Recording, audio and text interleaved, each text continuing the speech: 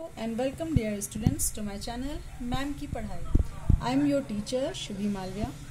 Student, this is my second lecture for the chapter Resources and Development. In first lecture we have already discussed the topics definition of resources, classification of resources, reasons for depletion of resources. Today we will start second lecture and our topic is need for resources planning. First topic is limit. Our resources are in limited quantity, so we have to plan them for our uses in proper way, because it is not present on earth in abundant limitation. Next one is uneven distribution. Some regions can be considered self-sufficient in terms of the availability of resources, while some other regions have acute shortage of some vital resources. Means कुछ areas तो ऐसे हैं जहाँ पर बहुत ज़्यादा है हमारा रिसोर्सेज, लेकिन कुछ एरियाज ऐसे हैं जहाँ पर बहुत कम है. For example Jharkhand, Chhattisgarh, Madhya Pradesh are rich in minerals, and other hand the Uttar Pradesh have not a great or rich in resources. Next one is overutilization. We should not overutilize the resources.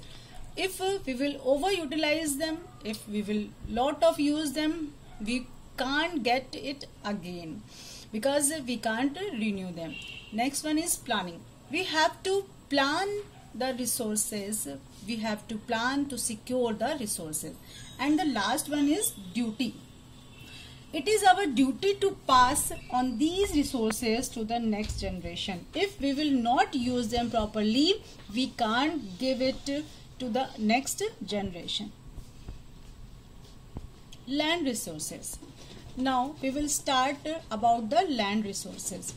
There are different types of lands. Some of them are forest land, some of them barren land, some of them cultivated land, and some of them are barren land. Utilization of land. First is forest land. Forest land means the area which comes under the forest, that is called the forest land. Next one is barren or wasteland.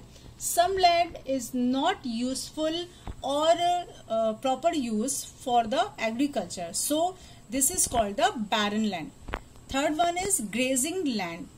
कुछ areas ऐसे होते हैं which are not useful for the proper agriculture, so some people use them for their pasture. Means वो लोग अपने जानवरों को वहां पर पालते हैं और ग्रेस के लिए उस लैंड को यूज करते हैं. And the fourth one is agricultural land. Agriculture you know very well कि जहां पर खेती अच्छे से होती है, that is the agricultural land. And the last one is fallow land. Fallow land are those land which the people left for the regain of fertility of the particular land. For example, झूम और shifting agriculture. जैसे हमने पढ़ा है इसके पहले अपने पहले वाले क्लास में, झूम और शिफ्टिंग कल्टीवेशन ऐसी ही एक कल्टीवेशन है या ऐसी एग्रीकल्चर होती है जिसमें कुछ एरिया को छोड़ दिया जाता है उसकी फर्टिलिटी को रीगेन करने के लिए और नेक्स्ट एरिया पर स्किप हो जाते हैं. तो इस वजह say that land is called the fallow land. Causes of land degradation. Land की कंडीशन वर्स्ट होती चली जा रही है, बहुत ही ज्यादा खराब होती जा रही है. What are the reasons of the land degradation? There are two main reason. First is the man made factors. Man made means हम लोगों ने खुद से ऐसे फैक्टर्स क्रिएट किए हैं जिनकी वजह से हमारे यहाँ जो लैंड है अर्थ पे वो डिग्रेड होती चली जा रही है. And the second one is natural factors. First we will start discuss about the man-made factors. First is mining. Lot of mining is the cause of the land degradation. बहुत ज्यादा या ओवर यूज किया जा रहा है, बार बार mining की जा रही है जिसकी वजह से हमारी जो लैंड की कंडीशन है वो वर्स्ट होती चली जा रही है. Second one is over grazing.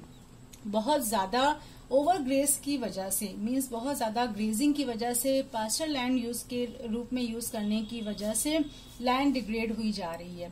And the third one, and this is the most important thing you know very well, the deforestation.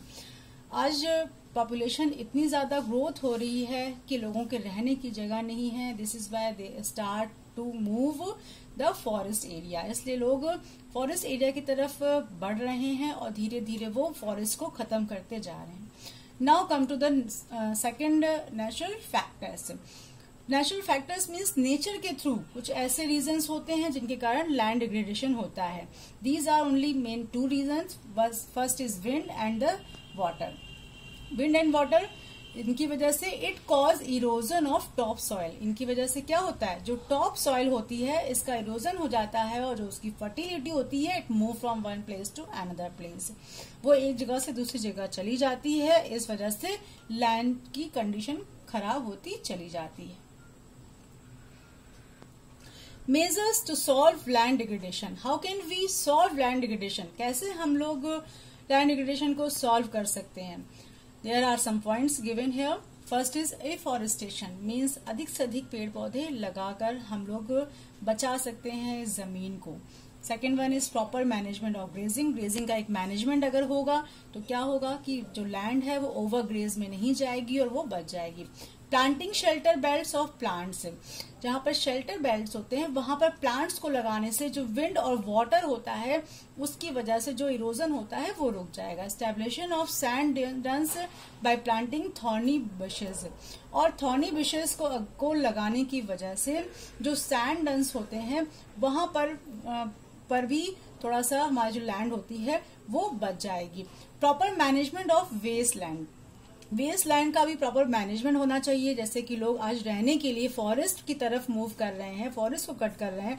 अगर वही लोग वेस्ट लैंड में जाकर अपने घर, फैक्ट्रीज वगैरह बनाएंगे तो क्या होगा कि हमारा फॉरेस्ट कट होने से बच जाएगा और ये हमारा लैंड डिग्रेडेशन नहीं होगा. And next is control of mining. Over mining की वजह से लैंड डिग्रेडेशन हो रहा है, इस पर कंट्रोल करना चाहिए. And the last one is proper discharge of industrial influence and waste after treatment. Industry setup बहुत ज्यादा हो रही है तो इसका जो एक बैड इफेक्ट होता है, इसका जो बैड इफेक्ट पड़ता है पूरे एटमॉस्फेयर पर, लैंड पर, इसको बचाना चाहिए. इंडस्ट्रीज के बहुत ही ज्यादा बुरे प्रभाव होते हैं. Okay students, now I am ending this video here. Students, if you have any questions you can ask me through comment box. Stay tuned for next video and don't forget to like, subscribe, comment and share.